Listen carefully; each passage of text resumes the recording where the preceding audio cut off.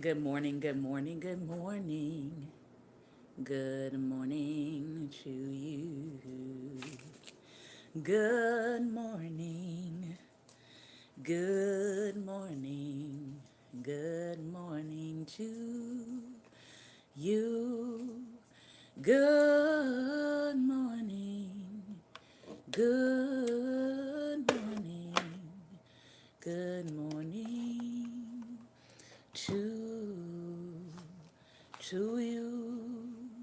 Good morning.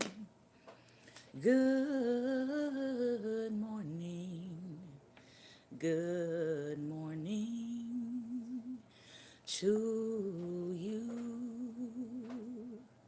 Good morning, Lady Barbara. Good morning, Lady Judy. Good morning, Pastor Ben. Good morning, Prophet Jonathan. Good morning to each and every one of you. I hope that you are having a wonderful MLK. I'm going to be doing I'm going to be doing my service project online today.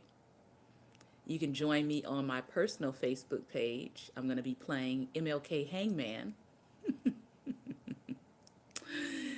and the best of, I think it's 7. I think the best of 7. Anybody can play. It'll be on public. But the best of 7 will get a cup of coffee. I'll buy you a cup of coffee from me today on behalf of the MLK Day. All right. So I'm going to actually play it after I get off of Periscope. So good morning to each and every one of you. For some reason, Periscope, some days it lets me see who I'm talking to, and other days it does not. So if you are in the chat box, make sure you say something so I can see you there. I saw my husband pop up just a moment ago. Lady Barbara, Pastor Ben. I don't know if I think I saw Prophet Jonathan as well. So good morning, everyone. It is Monday Motivation, and I hope that people around the world are even more motivated to do what they are called to do in the earth.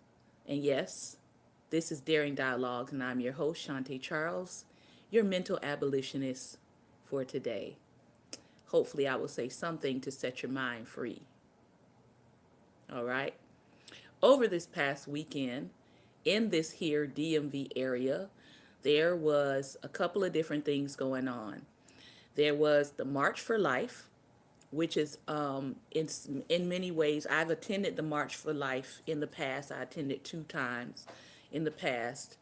And it is a pro-life march. It is supposed to be based on life, advocating for life from in the womb. But of course, as years have gone on, it has been turned into a right-wing conservative march. And so when you see the March for Life, a lot of times people just associate it with conservatives, when in actuality it's people from all over the country that come together and march in DC. But you would never know that from the optics. And so the March for Life has almost turned into a white supremacist life march, which is unfortunately what was exhibited this past weekend when a group of Catholic students out of Kentucky who had come to DC, a group of Catholic students, I think the Catholic school was Covington Catholic School, I believe. They came to DC, they broke off from the march, and they proceeded to go and antagonize another group of people who is out there in DC all the time. If you live in DC, you already know this. They are the Hebrew Israelites. Now, the Hebrew Israelites aren't just based in DC, but the ones who are in DC are usually out in the capital area all the time, sharing their information, disseminating what they believe to be the truth about scripture, etc., etc. So they're out there all the time. So I don't know why people are trying to portray it as the Hebrew Israelites came to march, because that's not true. The truth is they are out there all the time, all right, sharing their information, proselytizing, however you want to call it. The boys from the Catholic school, after the March for Life was over, they kind of broke off from the March for Life and they proceeded to go over to the peacefully demonstrating Hebrew Israelites, and they proceeded to go over there and mock them and antagonize them. All right. So the Hebrew Israelites clapped back and they proceeded to say some things to them that was not very kind. All right. But the reality is they were provoked by the students into responding. While those two clashes were happening, the indigenous march was also had finished up. The indigenous also had a march on the same day. After their march finished up, all right, I can't recall the Native American's name right off the bat. I want to say it's Nathan or Nathaniel, one of them. He stepped in between their argument and started playing his drum and singing a peace song. That was the context around what everybody saw that came out. That was that initial few minutes of filming from the students that were mocking the Native American gentleman. All right. He was actually stepping in between two groups who were getting into a clash. Thank you, Nathan Phillips, who were actually getting into a clash with each other. So that was the context. All right. Now, I don't find it either interesting really or surprising that this would happen on the eve of an MLK holiday. Why? Because MLK was dealing with these things and our country never addressed these things fully. And so now we have a whole nother generation of ignorance that has been raised up. So my motivation for you on Monday is to not be a part of the ignorance. Just don't be a part of it. Be a part of the group of people who is not going to be ignorant, right? Be a part of the group of people who want to understand your fellow human beings. Be a part of the group of people that recognize that we can live together on this planet in harmony and let God do the final judging. Be a part of that group of people. Yes, share your point of view. Yes, share what your beliefs are. But the reality is, some stuff is just unnecessary. It was unnecessary for those students to go and approach the Hebrew Israelites in order to mock them and make fun of them. If you don't believe what they're saying, skip along. That simple. Somebody says, well, the Native American guy shouldn't have got in the middle of them. What if he had not gotten into the middle of them? We might have had another Charlottesville event in DC. So, yeah, we can look at it from one perspective and we could say, oh, he shouldn't have got in the middle of them, but he diffused the situation. They made fun of him, yes, but he actually diffused a situation that actually could have gone a whole other way. So, be a better human being. That's my Monday motivation. That's part of it. Just be a better human being. What can you do today that's going to help you to be a better human being in the world? What can you do today that can contribute to the positivity of today's world as opposed to the negativity? That's something you can be thinking about all the time. I want to share with you a couple of things, and then I'm going to get into a little bit of MLK. Again, I'll be sharing more of MLK's readings from the books that we pulled out last week. I'll be sharing them on Patreon. So if you are a patron or you sign up to be a patron to Patreon, you will get the bonus content. This particular post is coming from Path to Happiness, 50 Ways to Add Joy to Your Life Every Day. And this one is forgiveness. I don't know why, but it seems like for some people, the word forgiveness has become a curse word. Like they don't like it. People don't like it when you tell them to forgive. Now, I don't believe there are a couple of different thoughts or a couple of different how can I say schools of thought on forgiveness. I don't believe that forgiveness means forgetting. I don't believe that. Forgiveness does not mean forgetting. I don't believe that forgiveness and reconciliation are the same thing. I don't believe that. Forgiveness allows you to release a person so that you can be free. That's what forgiveness allows you to do. It allows you to forgive a person, it allows you to release a person so you can be free. It does not mean that that person will come back and say, I'm sorry. It doesn't mean that that person has the ability to re-enter your life to offend you again. That's not what forgiveness means. It does not mean that that person is no longer toxic. What it does mean is you have released yourself from the cage that forgiveness puts you in. All right? So let me share with you what the writer here has to say about forgiveness, also with some, and I find it interesting that I turned to this one and it's actually talking about Dr. King. So he says, is it easy for you to forgive others or rather difficult? Do you often have thoughts of gratitude about your life at present? Or do you fixate on past experiences when people have disappointed you? Now, I will be honest with you, and I will definitely tell you that from time to time, things that people have done to me in the past that I have forgiven them for does reoccur or does come up in my mental faculties. But how do I know that I've forgiven them? I know that I've forgiven them when I can see them again and it not bother me that I see them again. I can see them again and I can have a conversation with them. I can see them again and what they have done does not emotionally affect me. It doesn't grip me or make me feel some kind of way about them. All right? It simply means I have chosen to release them. I have let them go and I have decided to let God handle what they did. Because even if they never say I'm sorry, I hurt you or I did you wrong or any of that, even if they never address any of that, I already rest on the assurance that God will deal with them in his due timing.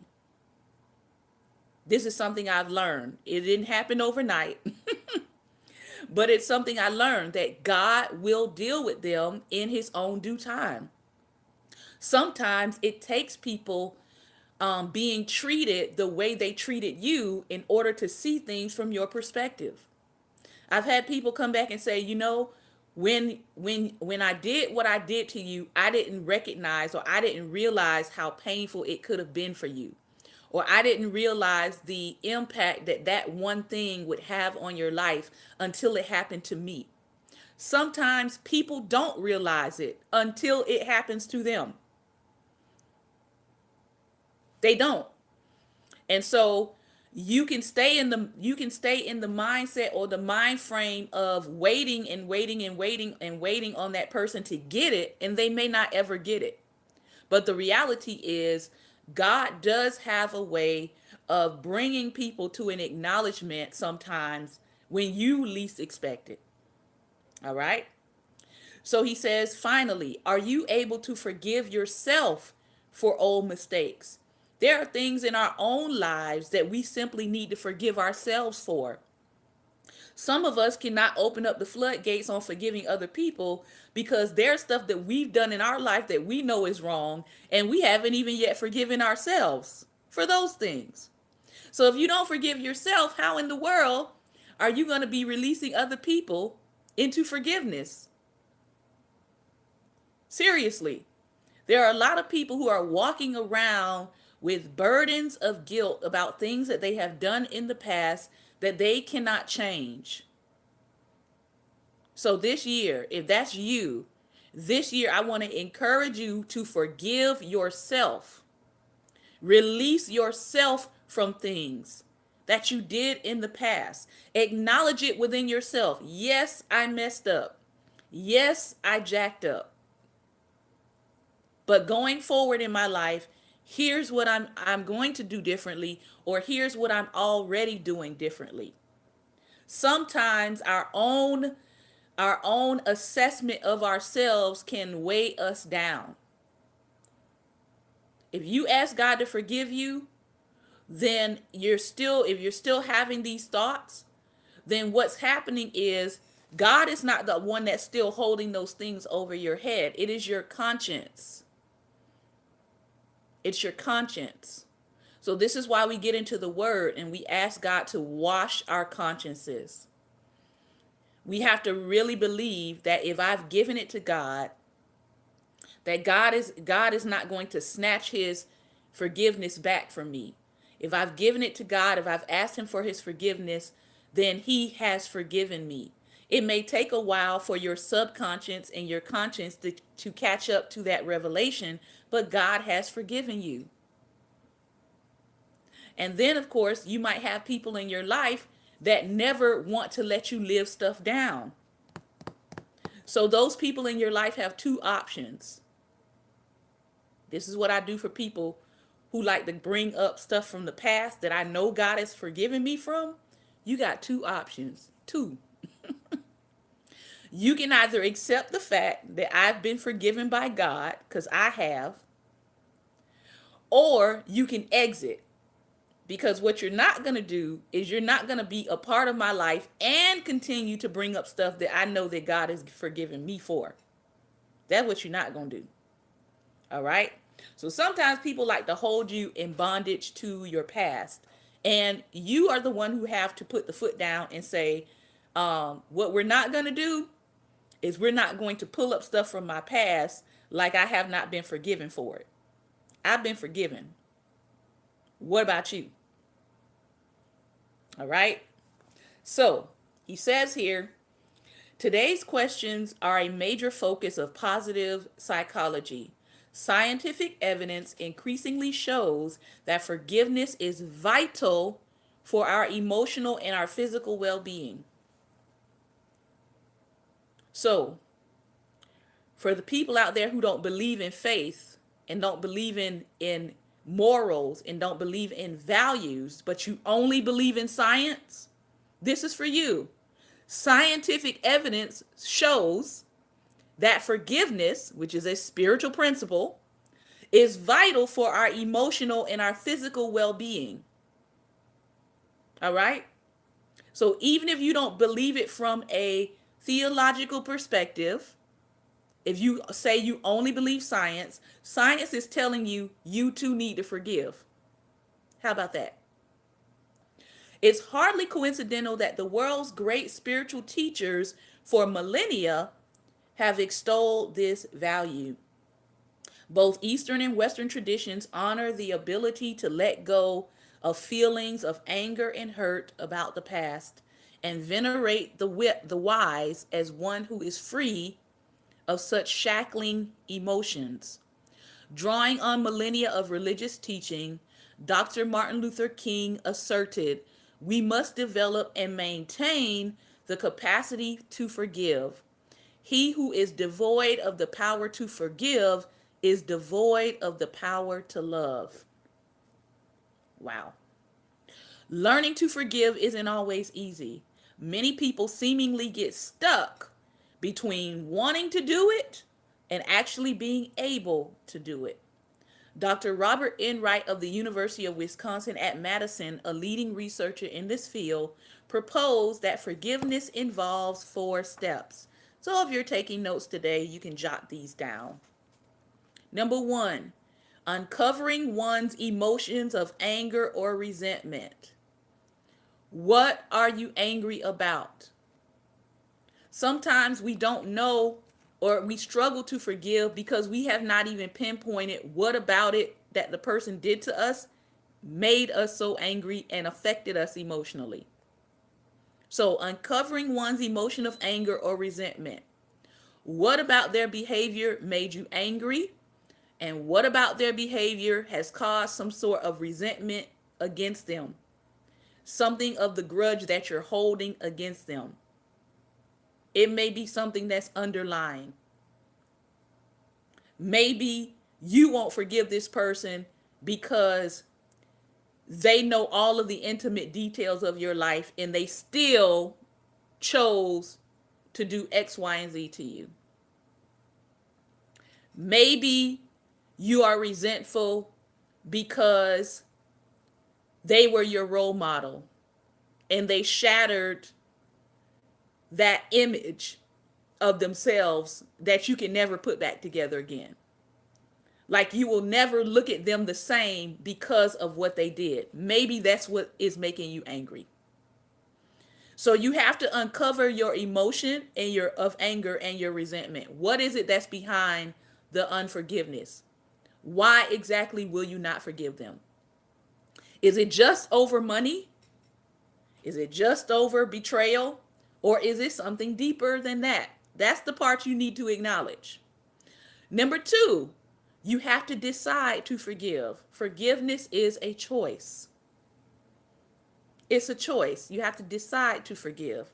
Number three, you have to work to reframe an incident through a new insight. You have to work to reframe an incident through a new insight. Joseph, probably one of the greatest examples of how to do this, learned how to reframe his incident, his life's incidences through a new insight. How do we know that Joseph did this? Because he said, what you meant for evil, God turned that thing into good. So the intent was to do him harm, but he recognized that even though it started in the realm of trying to do him harm, it turned out working together for his good. The brothers, if you go and read the entire text from Genesis 37 all the way through Genesis 50, which I have studied for years intensively, if you read it through, Joseph's brothers actually never really come to a point of forgiving themselves. Even in their later life, they're still fearful that Joseph is going to get them back. They never really come to a full receipt of the forgiveness that Joseph was offering them. Because when Jacob died, the first thing that came out of their mouths was,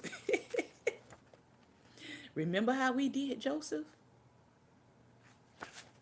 They were still over there. They were still on what they had done, and Joseph had already moved on. Joseph was like, what are you talking about? I've moved on. All right?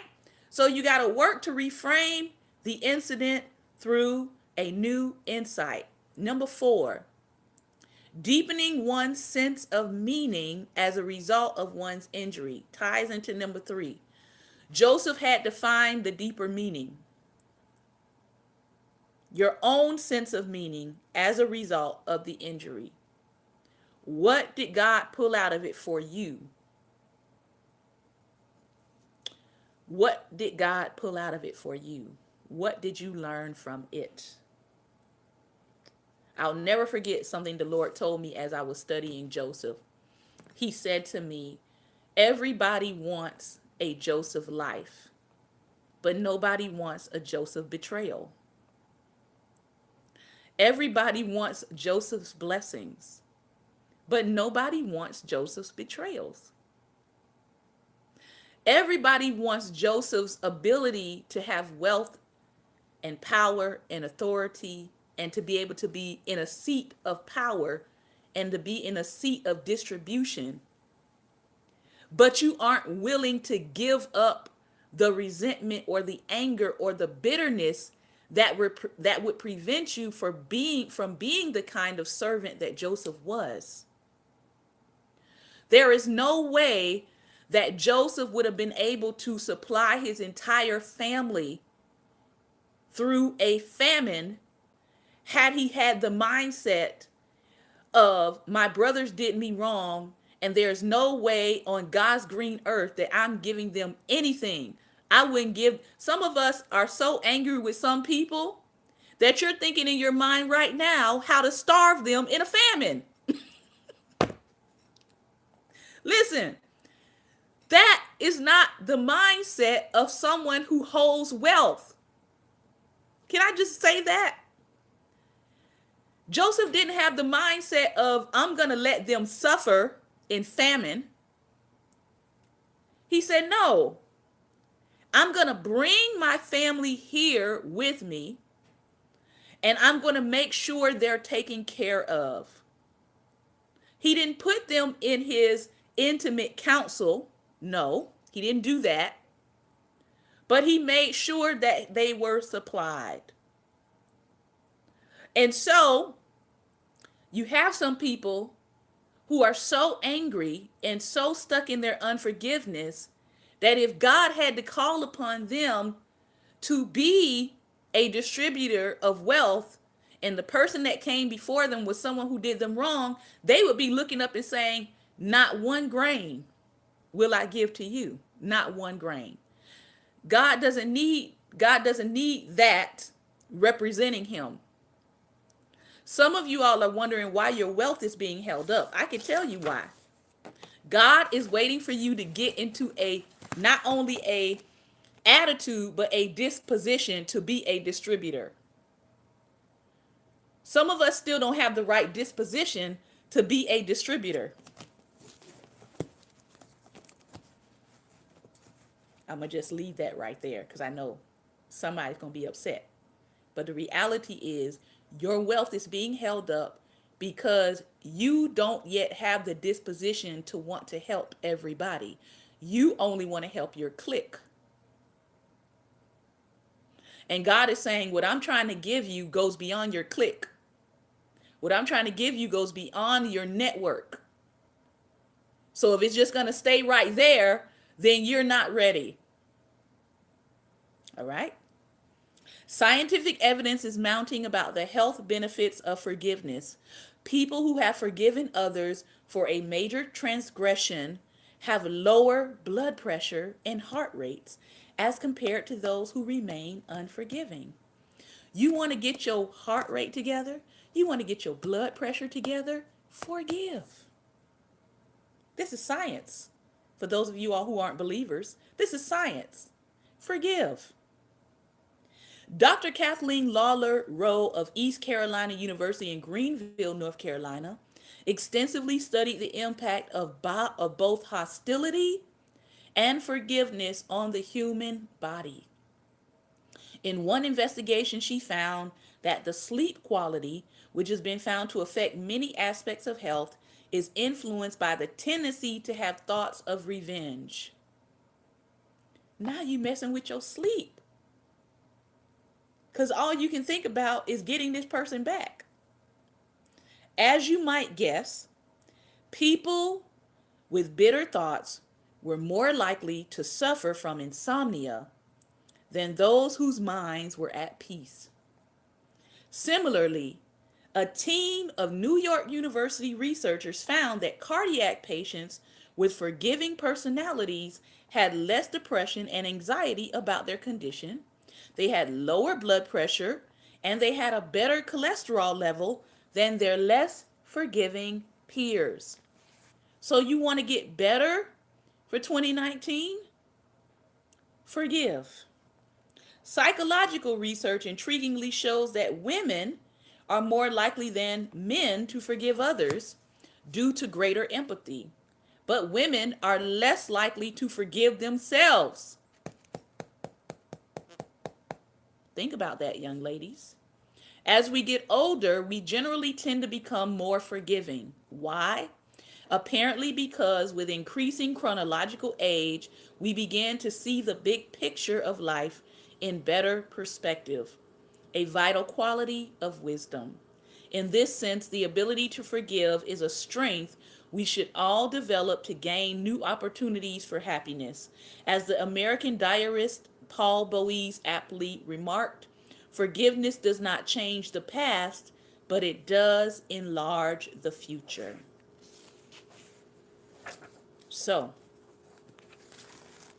a key and a path to happiness is forgiveness. Who do you need to forgive today? Is it yourself? Is it a friend? There are some friends I had to forgive. I had some friends, I had them all the way up until about maybe 2017, 2016. And I introduced them to some other friends. And that friend and the other friends went off and they left me completely out of the picture. It happens. And you just look around and you're like, wait, what happened? What? Okay. I could be upset about that. I could feel left out. But my husband knows I don't really hold stuff like that. I'm just like, shh. They were a better friendship. God bless them. Have fun. All right? Life is too short. There are 7.5 billion people on the planet. You mean to tell me out of 7.5 billion people, God can't give me new friends? Come on, people. All right? So who do you need to forgive? Who do you need to let go? Sometimes we're holding on to things and people don't even know that they have offended us. Let the resentment go. That's my encouragement to you. I'm going to keep my blood pressure good. I'm going to keep my heart level good. Because I am going to continue to forgive and let people go. That's my goal. I want to give you a Hebrew word today. And that word is Talmud. Talmud. Talmid. Talmud. Disciple. It comes from the 52 Hebrew words every Christian should know. I'm just skipping around this book. Talmud. Talmid, which is the word for disciple.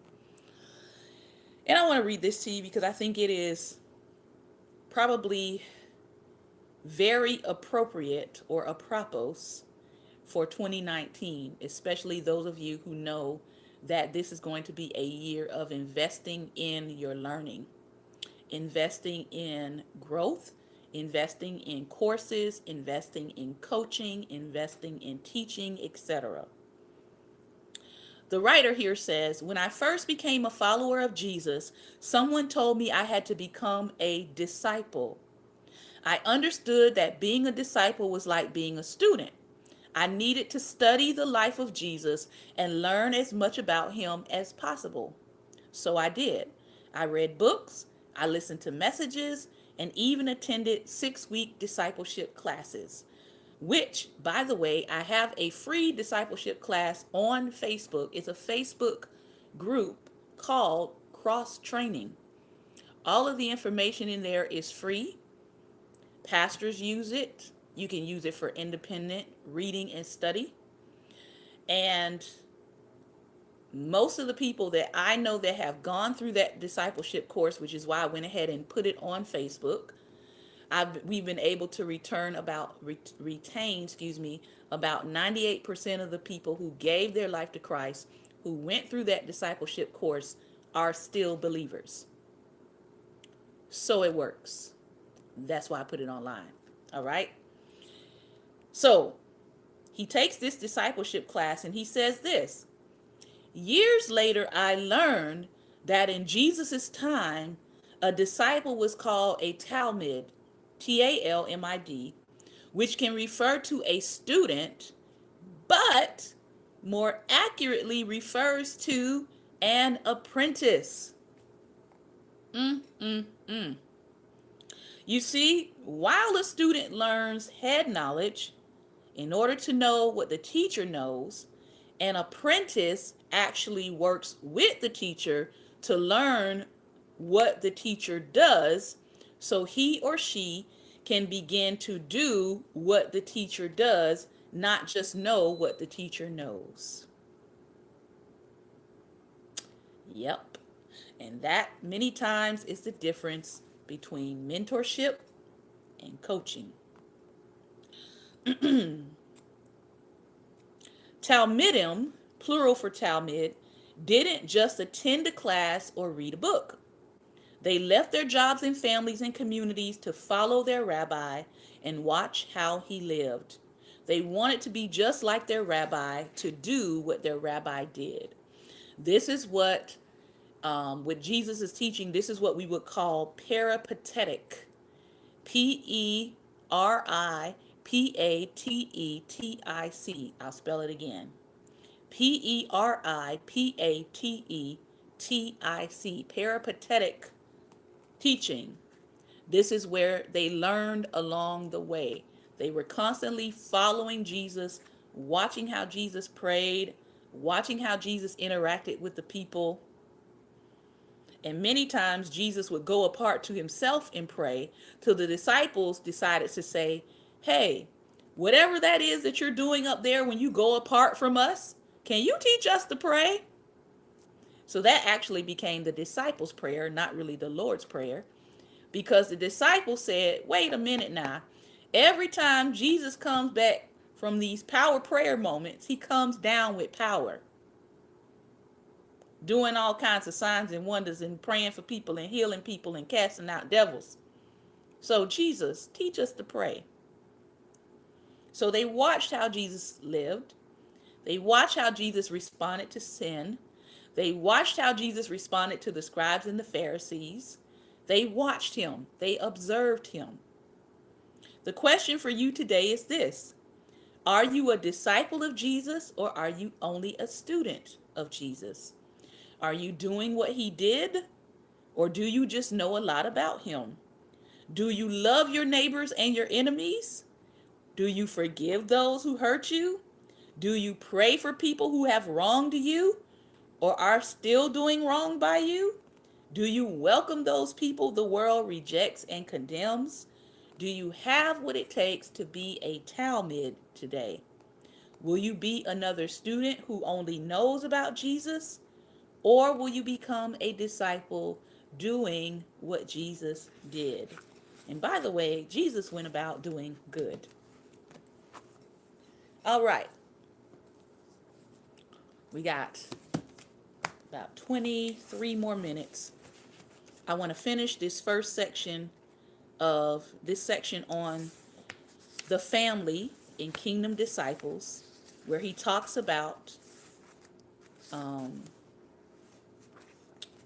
understanding the purpose of a blessing. We're just going to do that section, and then the rest of the time I'm going to read for you from The Death of a King, the real story of Dr. Martin Luther King's final year. This is from Tony Evans' book, Kingdom Disciples, Heaven Representatives on Earth, Understanding the Purpose of a Blessing. If you are already married and were not living as a kingdom disciple prior to establishing your family, or if your mate was not, then the first place to start focusing on what it means is to be a kingdom disciple. It's never too late to align your thoughts, your words, your actions underneath God's overarching rule. So if that's not where you started, then that's where you start.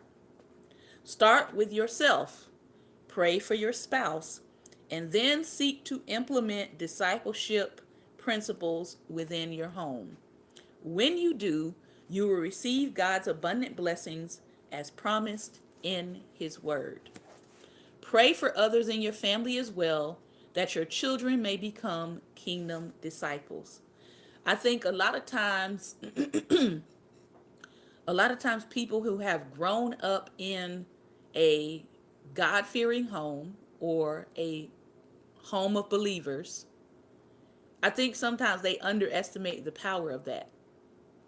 I did not grow up in a Christian home at all. My home could pretty much be described as heathen. And we did what heathens do. We didn't go to church. We cleaned up on Sundays. We listened to all of the music on the radio. It would be a cleanup day. Saturdays, cleanup day. I didn't I didn't go to church until I was what, 11 or 12. My mother allowed us to go to church. I think my first time I was 9 years old. I went to a Sunday school down the street that was held at a corner store, and the lady was doing like Sunday school trivia, which is probably why I love trivia to this day. And she would give you a quarter for every answer you got right, which back then in the 70s, 25 cents to a kid was a lot of money because you had penny candy, so you can get 25 pieces of candy. Okay, I'm telling my age. All right, so I would go to this corner store. I went for Sunday school that one time, came back. I spent my quarter on some penny candy, came back home excited about Sunday school and winning a prize and having penny candy, and my mother never let us go back. So 9 years old, but that memory stayed with me. 11 years old, around about 11 years old, my mom gave us permission to go to church with my grandmother, which was her mother, who was a missionary. Now, my mother had decided that she was going to be an atheist and she was not going to tell us anything about God. She was not going to raise us with any of that Christian stuff because she had developed a strong dislike for anything to do with God, church, religion, etc., etc. So she let us go with my grandmother to a church service. We were probably around about 11 then. And my grandmother began to get excited that my mom was finally letting us go to church. And so she was trying to get us, at the time, she was trying to get us more involved with the church. And so she had made us these choir robes that she was going to, have us put on the choir robes, and she was going to try to get us into the church choir. Well, my mother saw these choir robes my grandmother made, and yeah, she destroyed them. So after that, she was like, no, you're not going back. So that was my other encounter early on with church. My mother kind of like panicked and was like, she's getting them too, wrapped up in this church thing. She was like, y'all not going. So I remember giving my life to the Lord at 13. And at 13, my mom started letting me go occasionally to services with my grandmother. She was at another ministry by this time. So those were like my early memories of church.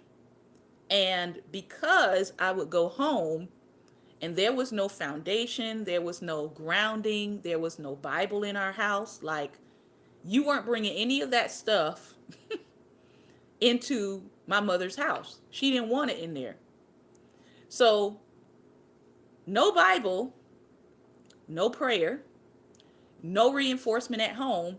You can imagine where that went. So when Tony Evans talks about grounding your family in the Word of God, I would not take that lightly because I see the difference that having Christ in your home can make. He says, keep in mind, God never blesses just to bless. There is always a reason, a purpose for his provision. Notice the order in the following verse relating to the purpose of establishment of the family. It says, Genesis 1:28, God blessed them, and God said to them, be fruitful and multiply, and fill the earth and subdue it, and rule over the fish of the sea, and over the birds of the sky, and over every living thing that moves on the earth. First, it would help to define a blessing. What is it? A blessing is the capacity to experience, enjoy, and extend the goodness of God in your life. The capacity to experience, enjoy, and extend the goodness of God in your life. It is never just about you. While it includes you, it is also intended to extend through you to others in some way, shape, or fashion. Too many Christians today want God to bless them without being willing for God to bless others through them. When God established the family in the garden, he told them to be fruitful and multiply. Then he enabled them to extend the blessing he had given them throughout the land and to those who came after them. In addition, God also blessed them through providing with what they needed in order to carry out the rule that he had given them. So God doesn't give us a rule to carry out and then not give us the provision in order to actually do what he's saying. A blessing is when God provides all that is needed for you to accomplish all there is under your influence in life. We're blessed when we have provision to do what God calls us to do. So if God told you to start something, he's going to give you the provision for it.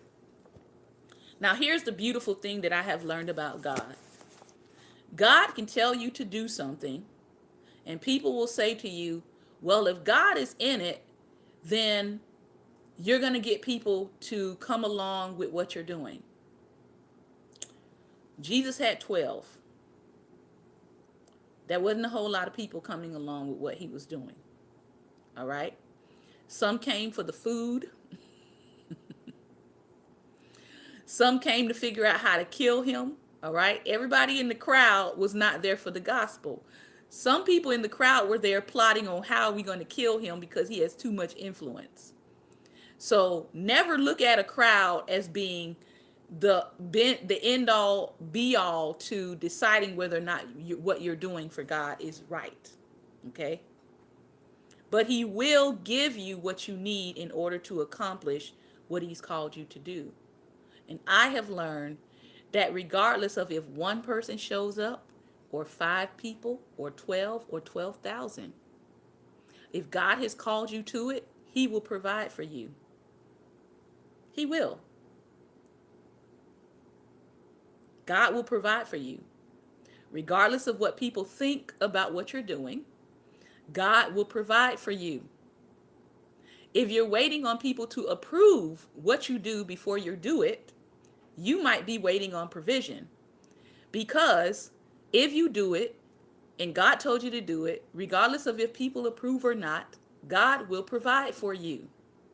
I don't know who needs to hear that today, but somebody is waiting on approval, and God has said, I already gave you the green light 6 months ago. I don't understand why you haven't gotten up and done exactly what I told you to do. Because if he told you to do it, he's going to provide. Second, note that after the blessing came the instructions. After the blessing came the instructions. God blessed them. Then he followed up with the commission to be fruitful and multiply and to rule over that which he placed under them. They were to serve as managers over the garden that had been given to them. To them. One of the worst things is to live your life while neglecting your garden of purpose, productivity, and divine destiny, both as individuals and as a family. The true tragedy is to miss out on managing or even to mismanage the sphere of responsibility that God has prepared for you and your family. When we come back next week, Lord willing, we are going to talk about God's description of marriage. Because there are a lot of descriptions out here about marriage. But we're going to talk about the biblical description of marriage. In our last 10 minutes, I want to take you back into the life of Martin Luther King, where Martin Luther King is about to get up and make a speech that is going to shift how he is treated in the United States. He has been warned not to make this speech. He has been told, stay in your own lane. He has been told, this is not really a part of our agenda, Martin. All of those things. but he's about to make this speech anyway. This is from the book Death of a King, the real story of Martin Luther King Jr.'s final year. We remember Martin Luther King as a well-beloved person, but he was actually not very well beloved in his final year of life. He fell out of the approval ratings of the American people. People in his own camp were turning against him. He was in some very despairing moments before he was assassinated and made into a national hero, which unfortunately is what happens to a lot of prophets. Um, Most prophets are not appreciated in their time. They're usually telling people over and over again what's going to happen to their country. They're usually warning people. People get upset with them, and then when their life is taken in a cruel twist of fate, then people want to uplift them as if they actually cared about what they were saying. Go figure. All right. So, Martin Luther King steps out of the car, walks to the main sanctuary, and he considers the furor he is about to create by this speech. He remains resolute in his mind. After a standing ovation, the applause quiets, and Doc, one of the nicknames of Martin Luther King, gets down to business, declaring, "I come to this magnificent house of worship tonight because my conscience leaves me no other choice." He quotes the directive of the conference's executive committee. "A time comes when silence is betrayal." Some of us, he says, who have already begun to break the silence of the night have found that the calling to speak is often a vocation of agony, but we must speak. He speaks of his own past ambivalence. "Over the past 2 years, as I have moved to break the betrayal of my own silences and to speak from the burnings of my own heart, as I have called for radical departures from the destruction of Vietnam, many persons have questioned me about the wisdom of my path. When I hear them, though I often understand the source of their concern, I am nevertheless greatly saddened, for such questions mean that the inquirers have not really known me, my commitment, or my calling. In the light of such tragic misunderstanding, I deem it of signal importance to try to state clearly why I believe that the path from Dexter Avenue Baptist Church, the church in Montgomery, Alabama, where I began my pastorate, leads clearly to this sanctuary tonight." Now Doc is off and running. He quickly links the war, the very forces of militarism, to racism and poverty. Blacks are fighting and dying at almost twice their proportion of the population. He points to the cruel irony of watching Negro and white boys on TV screens as they kill and die together for a nation that has been unable to seat them together in the same schools. He speaks about the rioters who, in answer to his plea for nonviolence, question America's own unchecked violence in Vietnam. "Their questions hit home," he says, "and I knew that I could never again raise my voice against the violence of the oppressed in the ghettos without having first spoken clearly to the greatest purveyor of violence in the world today, my own government." The greatest purveyor of violence in the world today? The phrase sent shockwaves through the media. Martin Luther King's full frontal attack on the war is unequivocal. His 5-point plan is clear. Stop the bombing, issue a unilateral ceasefire, abandon all bases in Southeast Asia, negotiate with North Vietnam's National Liberation Front, and set a date for complete troop removal. The war is immoral. The immorality of the war is married to the immorality of poverty and racism. America must turn from the mad pursuit of this war to the pursuit of its moral integrity, he says. A nation that continues year after year to spend more money on military defense than on programs of social uplift is approaching spiritual death. Wow. Here we are in the middle of a government shutdown with our troops still overseas. And I'm going to read that one more time because MLK said it. A nation that continues year after year to spend more money on military defense than on programs of social uplift is approaching spiritual death.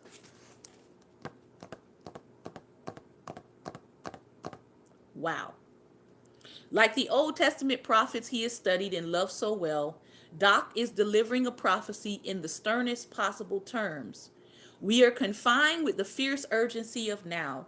We still have a choice today: non-violent coexistence or violent co-annihilation.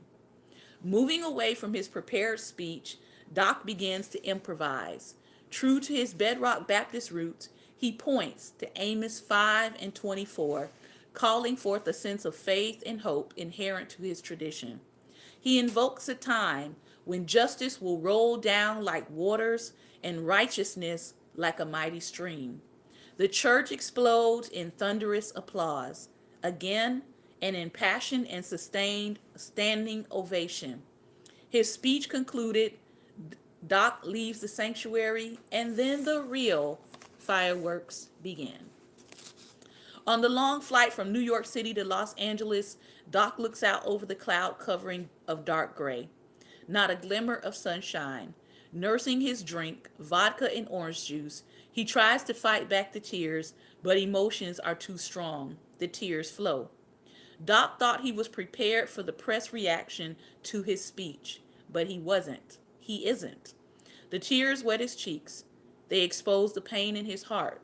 His heavy heart is wounded by what is far more than a negative response. This is a viciousness to the attacks that assaults not only his position, but his character as well. The attacks from the mainstream press are unrelenting. Dr. King's Era is the title of the New York Times editorial. The political strategy of uniting the peace movement and the civil rights movement could very well be disastrous for both causes, claims the paper, before calling Martin Luther King's approach wasteful and self-defeating.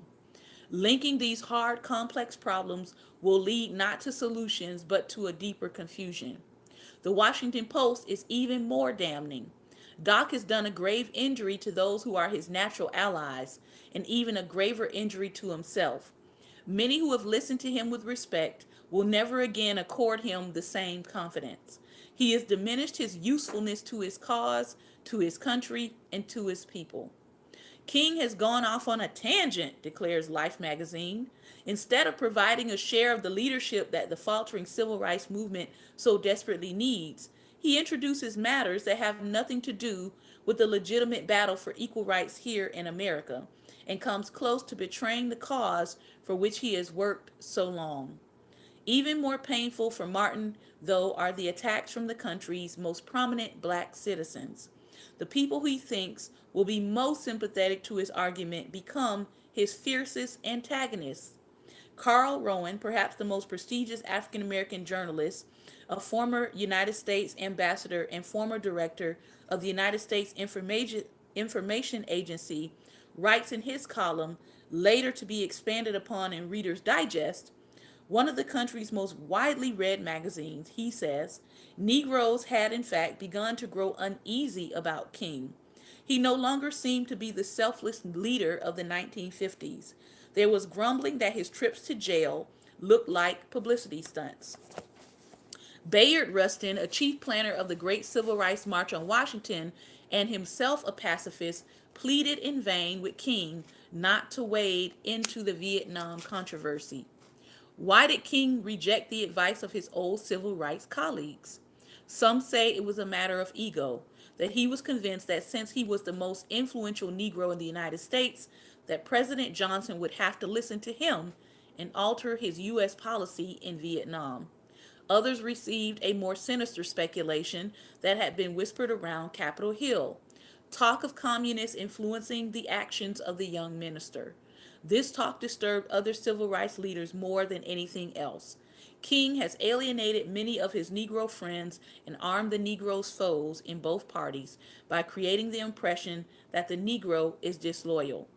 Urging Negroes not to respond to the draft or to fight in Vietnam, he has taken a tack that many Americans of all races consider irresponsible. Rowan points to a Harris poll indicating that 1 in every 2 blacks in America considers King dead wrong on the war question. Another 27% reserved comment. If Rowan's assault isn't enough, Doc has to deal with the dagger being wielded by Dr. Ralph Bunche, his fellow Nobel laureate and the first African American to receive the prize. Bunche is not only the United Nations Under Secretary General, but also a board member for the NAACP, the oldest and largest civil rights organization in American history. A solid citizen of the black bourgeoisie himself, Doc is devastated when some days later a front page New York Times story reports that Bunche supported an NAACP board position to oppose the effort to merge the civil rights and peace movements. He added that Walter P. Ruther, president of the United Auto Workers Union, another NAACP board member, had supported his proposal. Attacks from both black intellectuals and policymakers is one thing.